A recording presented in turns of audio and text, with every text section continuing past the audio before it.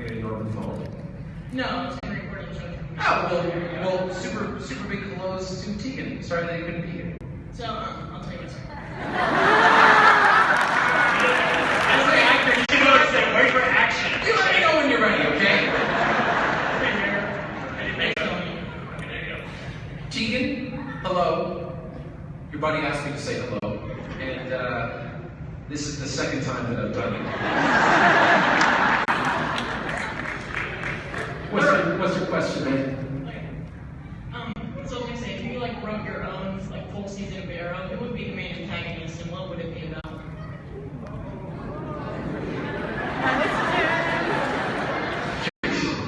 You're getting your money's worth at the mic. My goodness. Boy. You must have started too, so. The main antagonist.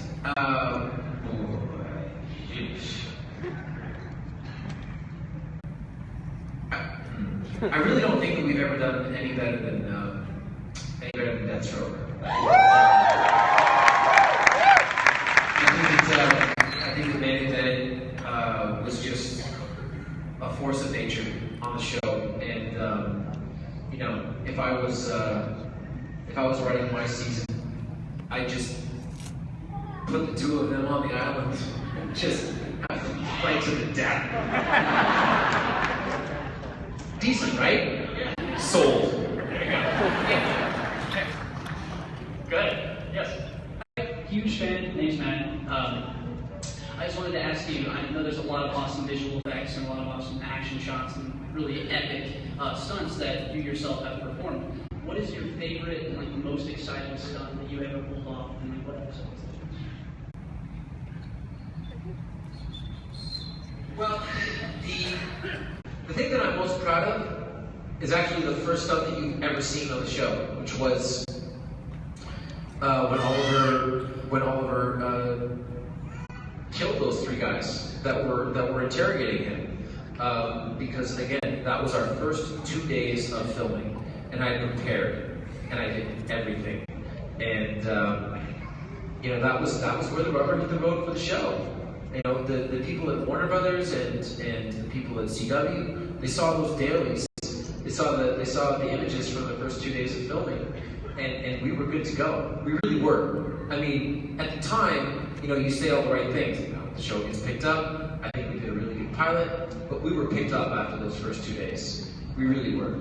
And the director told me so, more or less. He said, we can't deny a show like this, and we're doing action like this. Now, there are other elements of the show that are way more important than big stunts. The relationships, the scenes, the character development, all of that stuff is incredibly important, because if you don't do it, then no one cares about the stunts because there aren't any stakes there.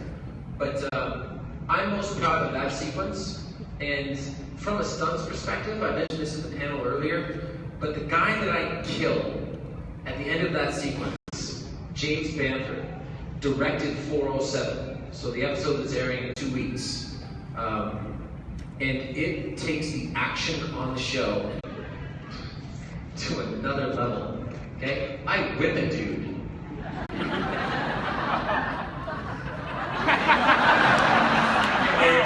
Digest that one for a second, okay?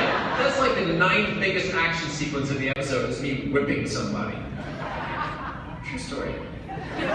So it's nice to come full circle, because he's been so important throughout the development of the show. He really deserved to direct that episode. He did a spectacular job. Thank you. So another question from Twitter, at Maria102375 asks, who do you think is the most like their character? So the actor to your alter ego on screen. And include yourself too, if you'd like, but it's not me. Okay. I know all the words to Frozen. We don't believe you. I don't think we believe him. Do we believe him? Easy does it. No. In Portland, I think we did Little Kenny Rogers. That's true. We did. I did sing Little Mermaid. I sing once a year. I sing her at HQ. I'd say gun to my head, maybe David. Maybe David. I mean, He's a wonderful feather. David's cool. Have you seen him? He's awesome. And he's a doting father, as is John Diggle. So I would have to go with David. Good answer. Okay. Yes. Go ahead. Hi, Stephen. Hi. So we were kind of discussing this at your autograph table earlier, but as a lifelong fan of World Wrestling Entertainment, it was super exciting to see you get to the ring at SummerSlam.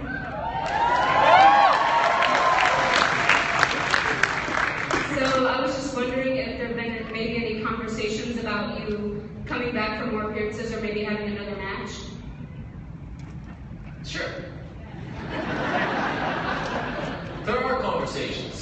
I had a wonderful experience with the WWE, and everyone was so supportive, from Triple H to Vince McMahon to Stephanie McMahon to Neville and Barrett and Stardust, and it was just, I mean, it's legitimately like a top 5 highlight of my entire life to be able to do it. And I think that, oh, thank you, I appreciate that. I would be shocked if I didn't wrestle again at some point. I would be shocked. But time will tell when that happens. Who's to know? Was it part of it looks like on TV? Did you find yourself, because of your training and your experience, that helped? It's incredibly hard. It's by far the hardest thing that I've ever done. And I don't want to get too behind the scenes of it, because I have a great respect for the industry and all of these all the things these people seek to protect. But the ring is just a mat with wood and steel underneath it, right? Oh God. If you think that it's easy to fall on your back on wood, I dare you to just walk out on stage and fall on your back. It's horrifying. It's a horrifying thing. So it's those guys were so cool too. All the wrestlers that I've met, I didn't meet a one in the bunch that was anything other than completely welcoming and helpful, and a lot of respect for those guys and what they do. That's awesome. That's awesome. Thank you. Thank you. Yes, please. Hi, Stephen. I'm not going to ask you what's in the box or who's in the box, but one thing that's bothered me in season 3, when Oliver places Akio's ashes on the shelf, what did he do with those baby's ashes? As a mom, I need to know, did he take them with him or did he just leave them there? That's a tough question. No, it's okay. Well, they specifically showed it, like... He's left it. And that's part of the hard truth of Oliver in the 5 years that he was away. Is there are a lot of elements of him that you shut down, and there are a lot of elements of him that aren't really a good person, and we see the trace evidence of that in season 1. So I'm really hoping that as a show we have to steal a wrestling term, the testicular fortitude to take Oliver to a place that maybe makes the viewers uncomfortable over the next season and a half as we wrap up his time on Leanne and other places. Thank you. And also have a gift for your daughter if I can get to you after the show. That would be great. Thank you so much. Yeah, I'll get you right there. Nice. Flash, do Flash, get Flash. Hey, man. I know you crossed over to the TV show The Flash a couple times, but the third time you've been crossed over into it. On the episode near the end of the season where Arrow Firestorm the Flash by Reverse Flash. Yeah. What's your favorite part in that fight? What's my favorite part of that?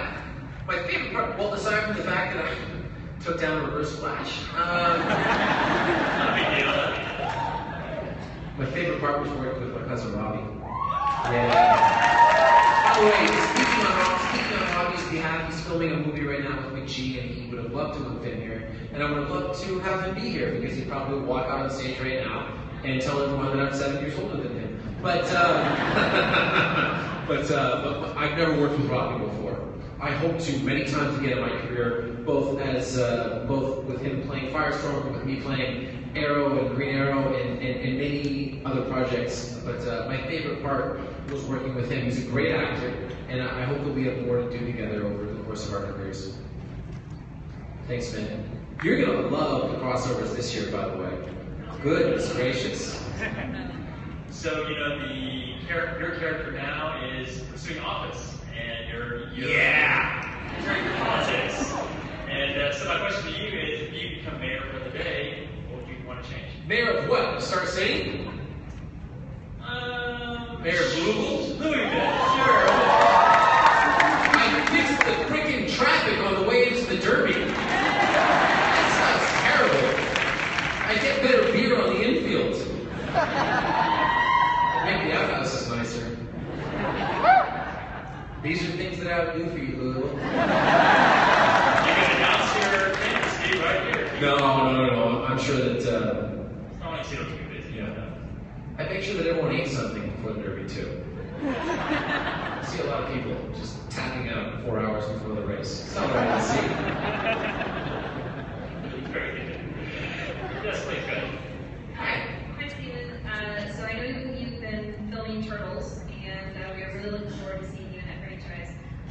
No spoilers, but can you share something, like what's your favorite about being on that set? Like a favorite moment? Well, there's a couple of things. The Turtle Lair is the coolest movie set that I have ever seen, and there's not even a close second.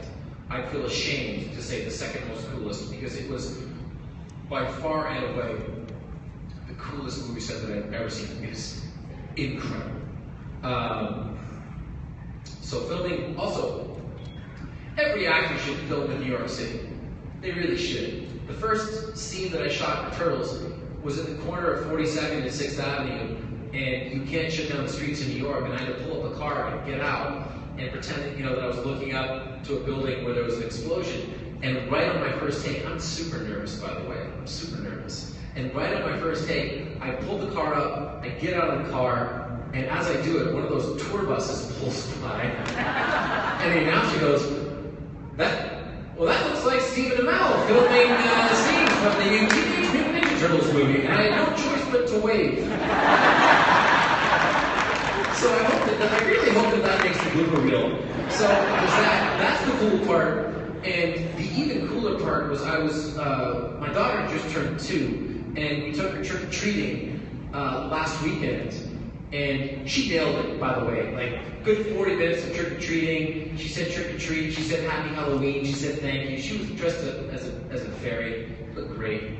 And as I'm bringing her home, she didn't react to any costume. And then all of a sudden she goes, Dad, turtle! And it was a Teenage Mutant Ninja Turtle. So suffice it to say, the next year and a bit is going to be a lot of fun. See, destined to be around 3. That's right. That's right. No, I did a bunch of post-production work on the Turtles movie recently. I was doing a lot of my line dubbing for the scenes, and I got a chance to see not all, but the majority of my scenes. Now I'm watching them with no music, with no effects. I'm watching scenes where I'm with the Turtles, but it's still all the boys in the mocap suits. And boy, oh boy, it's going to be a really, really fun movie. It's going to be really fun. I think people are really going to dig it. With your fighting style compared to Totally different. Totally different. Yeah, Casey Jones is when we find him in the movie, did I just hear the old Batman thing? It's okay. You're dressed as Green Arrow, you can pass. I totally lost my train of thought. Casey's fighting style. Yeah, when we meet Casey Jones in Turtles, he is a corrections officer.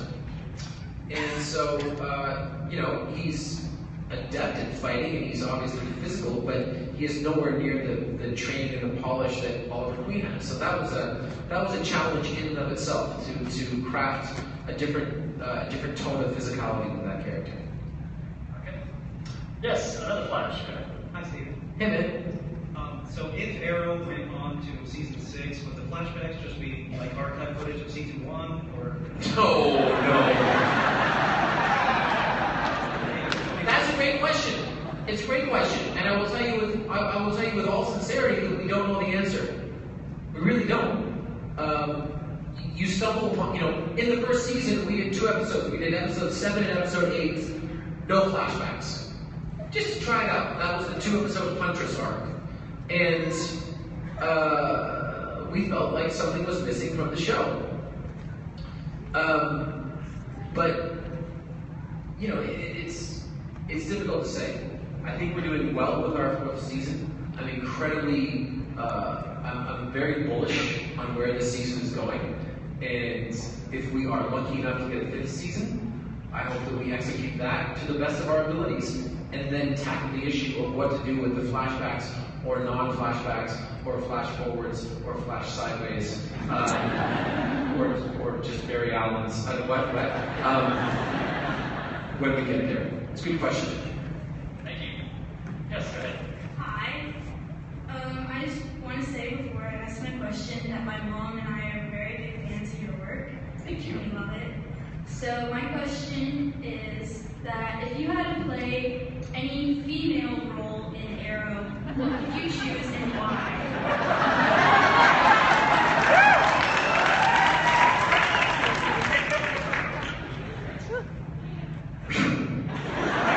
Louisville fans are relentless.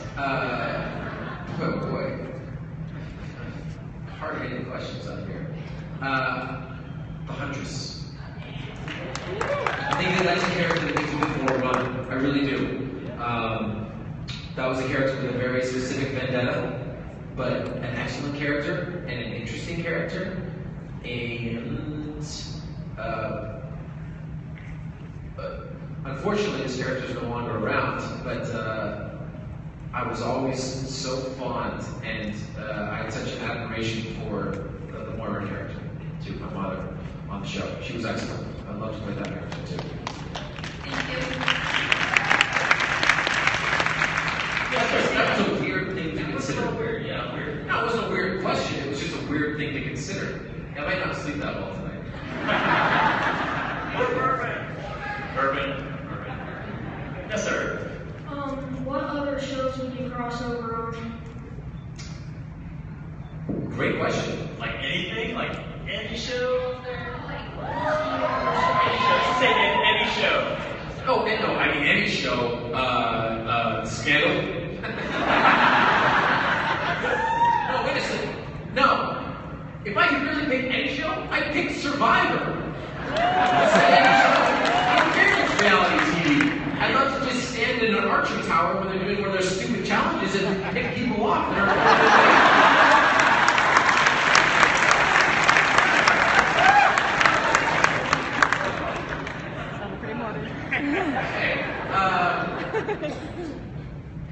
I do think that there's a chance that I will cross over with Legends at some point.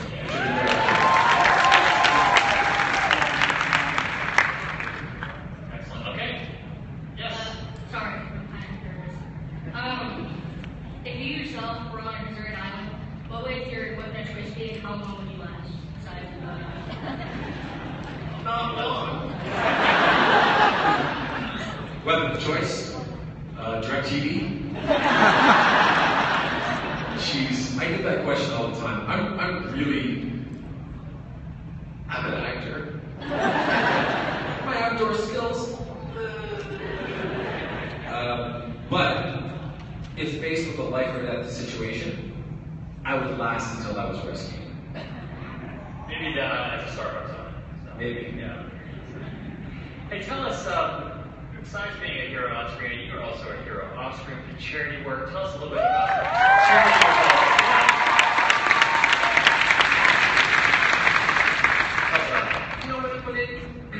When it comes to charity work, I don't really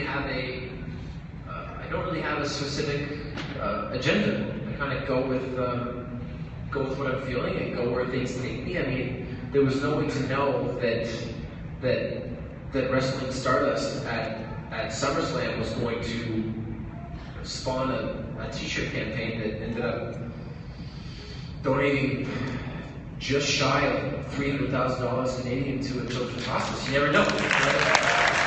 And the other thing that I sort of have on a yearly basis is the F Cancer campaign, which just wrapped up again, and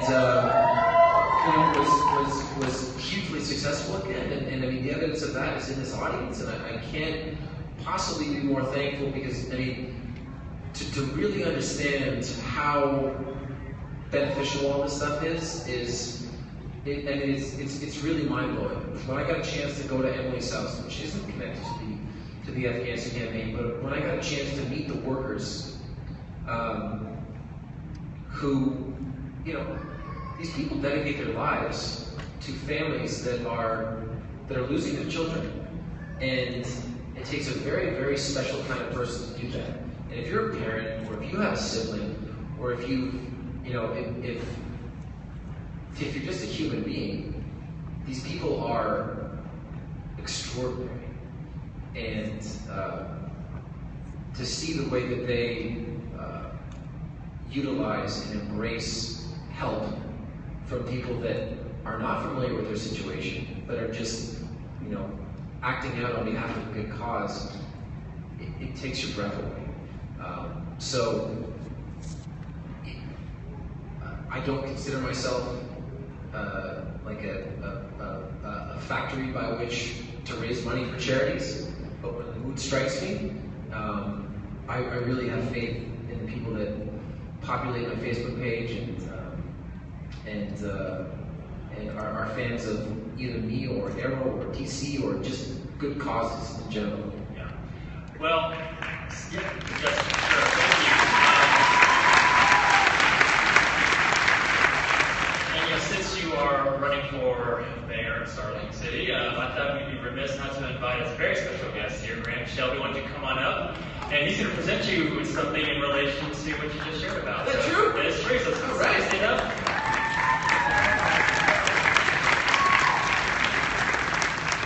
Hello, my name is Graham Shelby, and I work for Louisville Mayor Greg Fisher. First, we're working on that whole Derby traffic thing. I didn't know you were here!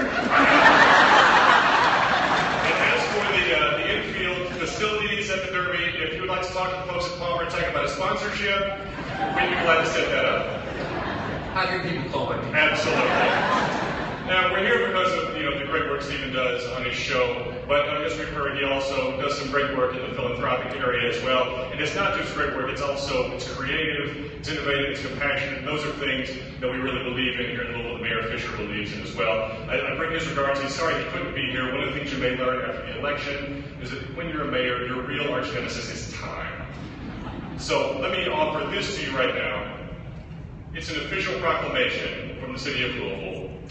To all to whom these presents shall come, greeting, know ye that the city of Louisville honors Stephen Amell for work that embodies three of the qualities our city celebrates: innovation, entrepreneurship, and compassion. On screen and off, his efforts to fight for others, promote worthy causes, and lead people to contribute to the greater good are sincerely inspiring.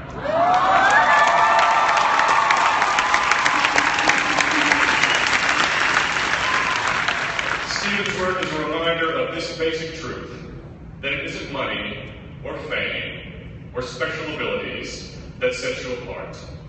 It's what you do with them.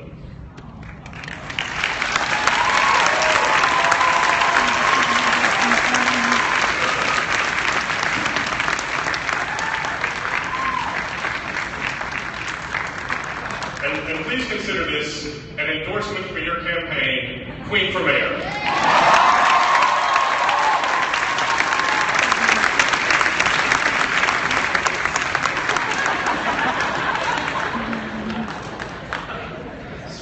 I actually have a laundry list. Speaking of my Facebook page, happy 17th birthday, Brianna James. Is that you? It is? Happy birthday, Brianna. Someone asked me to wish you a happy birthday. I flagged it, I handed it to my person that I use at cons, that I call the Wolf. And the Wolf reminded me. Happy birthday, Brianna.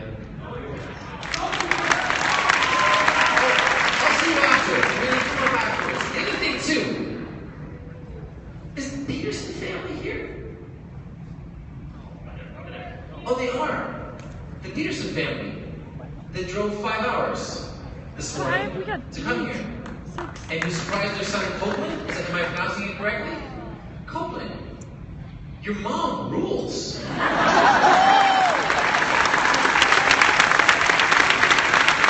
man, it is an early birthday present. Copeland, also come up and see me after, man. Happy birthday. I'm glad you made the trip. I think I'm going to see you tomorrow as well, but awesome. We've got time for a couple of questions, so please, make it brief, please. Again, Or take as much time as you want. Whatever. You want to work this. Okay, not really. But your match at SummerSlam, absolutely awesome. My question is, if you could wrestle with any WWE superstar, who and why?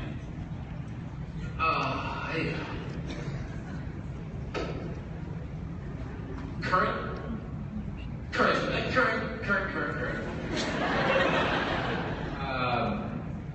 Cesaro. According to people who know things, he's the best wrestler on the planet. According to people who know stuff, I think that guy is eventually going to put it all together and do very big things. Not that he hasn't already.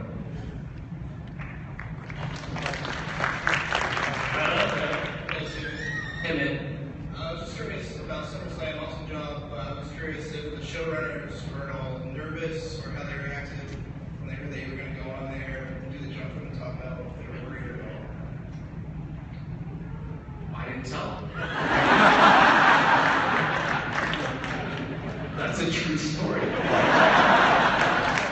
I didn't tell anyone. Showrunners, my opponents, the CW, Warner Brothers, my agents, my lawyer, my wife. I told my daughter. She knew it was coming. No, the thing that I was most nervous about, quite honestly, actually I can't say. I have too much respect for the business. But I legitimately did not tell anyone I was jumping off the top rope. It just came to me in the moment. This might be our last question, but go Hey, ahead. man, we'll do two more. Okay, great. Thank you. We're actually live tweeting right now, and the question came in from Twitter that has seemingly been the theme of the day in these panels that I've been in, and that is, we see signs of PTSD in Oliver Queen throughout the show. Does that PTSD ever leak through to you as an actor, as a person in your day-to-day life? No, it truly doesn't. There's been one role in my entire life that I really felt the weight of. Well, two, actually. I played a real-life killer in a Lifetime movie of the week, and because this person that I was playing was such a terrible person, I didn't really have common scene partners. So every scene I did, I would do with a new person. And we'd be doing the scene, and they'd look at me and they'd be like, boy, you're just exactly like that guy. Compliment? Sure. Does it start to weigh on you? Absolutely. And secondarily, you know, it really wasn't, save for one episode, a very pleasant journey for Oliver from midway point of season 2 through basically the end of season 3. And every once in a while that weighs on you, but it certainly doesn't creep through in any way that would affect me personally. Thank you very much, and you are the man. Thanks, man! Alright, one more, and then I'm not going to let my man in the Superman shirt with a Canadian flag. Okay. That's right up my alley. Hey, Steven, thank you for spending time with me, and also thank you for taking time out of your very busy schedule to come hang out with your fans. I really don't need you to come to Louisville. I really don't. And my question is, I mean, you spend a lot of time with your fans, and I'm wondering, what is your strangest fan encounter? Boy, that's a great question. I have been party to a lot of proposals. A lot. Like, probably 15. And so that's always jarring, because every once in a while someone will come up and they'll have me autograph something, and the autograph will be writing the proposal. And it's like, the guy comes up and says, please Are you sure? I haven't had anyone say no. That would be weird. I'm trying to think though. Nothing really jumps to mind because to denote something as strange would be if the person did it from a weird or an angry or an apathetic place. And the thing that I love about coming and meeting people that enjoy the show is that every interaction, every request, every proposal really does come from a place of joy. So it's tough to really earmark anything as strange. Great answer, thank you. Thanks, man. All right. Better be good. What's your favorite color? Hold the mic down. I was wondering what your favorite villain on the air has been so far. Well, aside from Slade Wilson,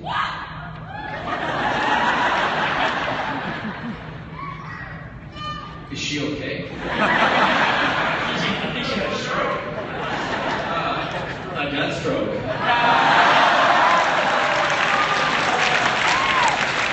I'll be here all week. No, aside from Slade Wilson, I mean, it's tough to categorize him as a villain. It's a bit of a cop-out. Malcolm Merlin is not totally a villain because, in a lot of ways, this is a good question actually, because I'm going to try a spoiler. I would say that if you're looking for iconic fights, that there might be a fight coming up with another Wilson.